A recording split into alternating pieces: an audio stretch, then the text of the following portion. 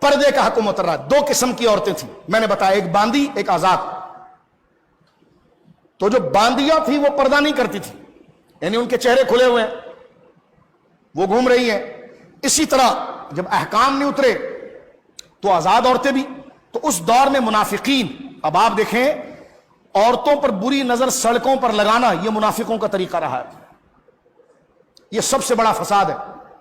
میں لوط علیہ السلام کا اگر میرے پاس وقت رہا, کیونکہ ہم نے حضرت موسیٰ کا ذکر چھیڑ دیا ہے کل سے, لوط علیہ السلام کا ذکر آئے گا تو میں انشاءاللہ قرآن سے بتاؤں گا کہ کتنی بری عادت ہے.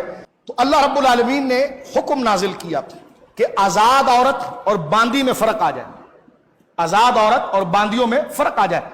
پردے کا حکم تو سورہ نور میں آ گیا تھا کہ وہ جسم کو ڈھانپ کے چلیں, لیکن پھر بھی چہرے کھلے رہتے تھے, چہرے کھلے رہتے. اب پتہ نہیں چلتا تھا کہ یہ آزاد عورت ہے یا باندی ہے. جو چھچورے منافق تھے, یہ منافقوں کی عادت ہے. اللہ اکبر, مومن کی عادت یہ نہیں. قرآن کہتا منافقین مسلمان بیٹیوں کے ساتھ چھیڑخانی کرتے تھے, مومن یہ کام نہیں کرتا. کتنی بڑی عبرت ہے میرے اور آپ کی. جب شیطان یہ وسوسہ ڈالے فوراً سمجھ لیں منافق وہ ہے جس کے دل میں ایمان نہیں ہوتا. اللہ اکبر. تو یہ منافق کی عادت تھی کہ وہ عورتوں کو بازاروں میں سڑکوں میں تنہا دیکھ کر چھیڑ چھاڑی کرتے. تو اللہ رب العالمین نے فرق کرنے کے تاکہ آزاد عورتیں اور باندیاں الگ ہو جائیں, تو بدن کا ڈھانپنے کا حکم تو سورہ نور میں آ گیا. اب مزید اس کو سیکیور کرنے کے لیے اللہ نے فرمایا یا ایھا النبی قل لازواجک, اے نبی کہہ دیجیے اپنی بیویوں سے, وہ بناتک, اور اپنی بیٹیوں سے. بنات بنتن کی جمع ہے, بنتن, اور یہ جمع قلت ہے. جمع قلت اطلاق 9 تک پر ہوگا, توجہ ہے, یہ جمع قلت ہے. تو اب آپ دیکھیے فرمایا یا ایھا النبی قل لازواجک, اے نبی کہہ دیجیے اپنی بیویوں سے. ازواج زوجہ واحد, ازواج جمع, بنت واحد, بنات جمع. فرمایا ازواجی کا و بناتی کا و نساء المومنین, اور پھر مسلمانوں کی بیٹیوں کو کہو, مسلمانوں کی عورتوں کو کہو, یدنین علیہن, کہ وہ اپنے اوپر ڈالے رکھے ایسی چادر, من جلابیبہن, جو ان کے چہروں کو ڈھانپ کر رکھے. جلابیب, جلابیب اس چادر کو کہتے ہیں. آج بھی اگر آپ دیکھیں ہمارے وہاں تو مکمل برقع ہوتا ہے, لیکن افغانستان میں ہماری بہنیں اور ہماری مائیں جس انداز میں پردہ کرتی ہیں, ایک بہت بڑی چادر وہ سر سے لاتی ہیں ہماری بہنیں, اور پورا بدن ڈھک جاتا ہے, اور ایک آنکھ وہ کھلی رکھتی ہیں, چہرہ پورا ڈھک گیا, ایک آنکھ. حضرت عبداللہ ابن عباس کہتے ہیں جلابیب کہتے ہی اسی کو ہیں کہ چہرہ بھی بدن تو ڈھانپنا ہی ہے, وہ تو سورہ نور میں آ گیا.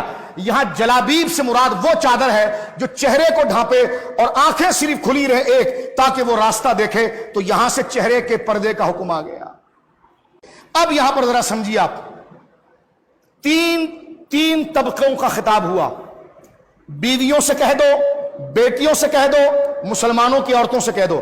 ازواجی کا, بناتی کا, و نساء المومنین. نساء جمع ہے امرأتن کی. امرأتن ایک عورت, امرأتان دو عورت, 2 سے زیادہ عورتیں تو نساء. ٹھیک ہے, بہت ساری عورتوں کو نساء, ایک عورت امرأتن, 2 عورتیں امرأتان, 3 عورتیں نساء, جمع کا صیغہ, کیونکہ عربی زبان میں جمع 3 پر ہو جاتا ہے, 2 کو تثنیہ کہتے ہیں. یہاں پر فرمایا ازواجی کا, بناتی کا, نساء المومنین. اب ہم اہل سنت کہتے ہیں کہ دیکھو حضور کی اگر ایک بیٹی ہوتی تو قرآن بنات نہیں کہتا, بنت کہتا, کیونکہ اللہ نے بیویوں کو الگ کیا. ازواجی کا, کیونکہ حضور کی ایک نہیں 11 بیویاں تھی, اس لیے جمع کا صیغہ آیا. قل ازواجی کا, زوجی کا نہیں, ازواجی کا, کہو اپنی بیویوں کو, توجہ کرنا. وہ بناتی کا, اور کہو اپنی بیٹیوں کو. ایک بیٹی ہوتی تو بنتن, ایک بندہ کہنے گا نہیں ساری امت حضور کی بیٹیاں ہیں, تو میں نے کہا نہیں یہ نہیں, آگے الگ ڈسکس کیا. وہ نساء المومنین, اور مسلمانوں کی عورتوں کو.